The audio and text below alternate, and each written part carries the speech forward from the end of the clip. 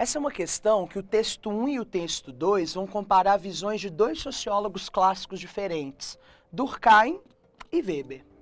No texto 1, a gente vê o pensamento de Durkheim muito baseado e defendido de que o todo é que tem que ser estudado e não as partes.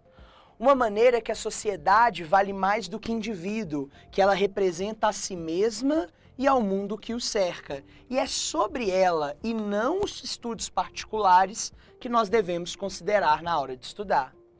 Já o texto 2 mostra que Weber apoia-se no ponto oposto de Durkheim, quando ele rejeita o papel decisivo das instituições sobre o indivíduo. A gente observa, então, que nós temos duas teorias opostas sociológicas no texto 1 e no texto 2. Durkheim defendendo um estudo mais focado na sociedade, enquanto Weber dá privilégios à análise social do indivíduo. E essa é uma das características básicas que diferenciam os dois autores.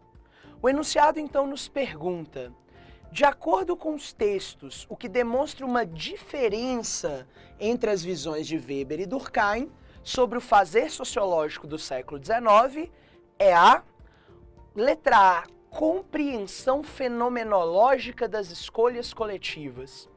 A ideia de que nós vamos fazer uma compreensão de fenômenos, isso envolve um terceiro autor clássico, a lógica do Marx, que pressupõe a análise do fenômeno social.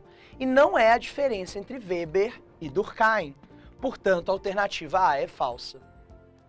Letra B, correlação entre a sociedade e as instituições sociais.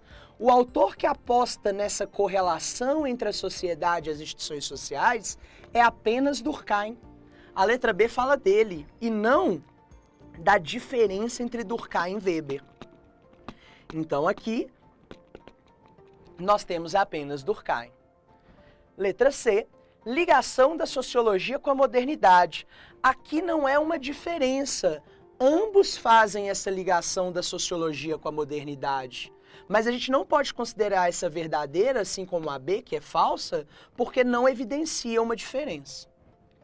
Letra D, associação entre fato social e ação social. Fato social e ação social são opostos, não podem estar associados, são divergentes, por isso a D é falsa. Letra E, relação entre a sociedade e o indivíduo. A diferença é que Weber valoriza o indivíduo, enquanto Durkheim valoriza a sociedade. Então a relação entre sociedade e indivíduo é diferente nos dois autores. A letra E é verdadeira e a única alternativa possível de ser marcada.